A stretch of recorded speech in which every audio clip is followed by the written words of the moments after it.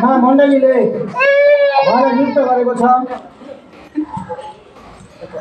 र म तपाईँलाई भन्न चाहन्छु के तपाईँ ग्लोबल भिजन सिटी चर्चमा तपाईँको श्रीमान रूपलाल बराइलीज्यू आज अगुवा अभिषेक हुन जाँदै हुनुहुन्छ। के तपाईँको सहमति र तपाईँ यस पवित्र कार्यमा तपाईँको श्रीमान यो अभिषेक हुने कार्यले गर्दा के तपाईँ खुसी हुनुहुन्छ? हजुर खुसी छु। ताली बजाइदिनुहोस्।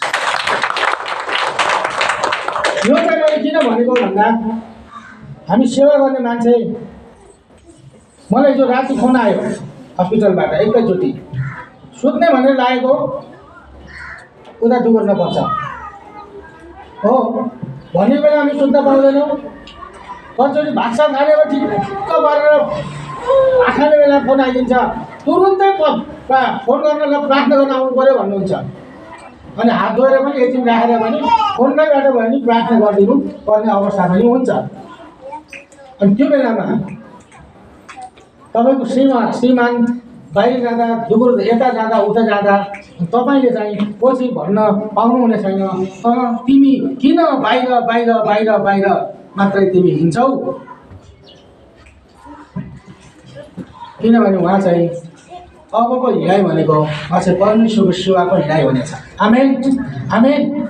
अनि श्रीमतीले त्यो कुरा चाहिँ बुझिदिनु पर्नेछ है। श्रीमान एकछिन ढिलो आयो, ल म ढिलो आएँ, म यहाँ फलान ठाउँमा प्रार्थना गर्दैछु, तपाईँले खाना खाएर तपाईँ सुत्नुहोस् भन्यो भने हुन्छ म खाना खाएर सुत्छु भन्नुपर्छ।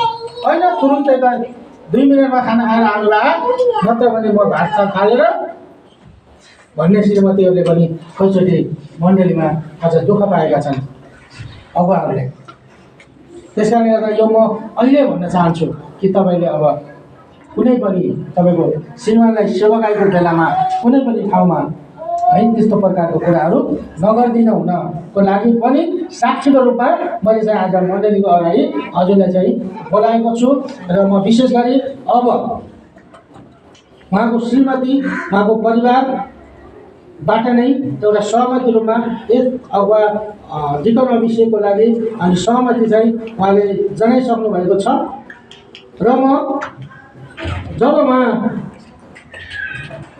अगुवा अभिषेक हुनुहुनेछ, यही अगुवा अभिषेक भइसकेपछि मैले चाहिँ के कुराहरू गर्नुपर्छ, के कुराहरू गर्नु भन्ने उहाँलाई चाहिँ मैले एउटा मण्डलीले एउटा अथोरिटी मण्डलीले चाहिँ एउटा प्रमाणपत्र है उहाँलाई चाहिँ हस्तान्तरण गर्नेछ, म पढेर सुनाउनेछु र बाबुले पनि यहाँ सिग्नेचर गर्नुपर्नेछ र म पनि सिग्नेचर गरेर त्यसपछि हामी अभिषेकको बारेमा अन्तमा हामी चाहिँ जानेछौँ। ग्लोबल भिजन सिटी चर्च जीबीसीसी है अङ्ग्रेजीमा चाहिँ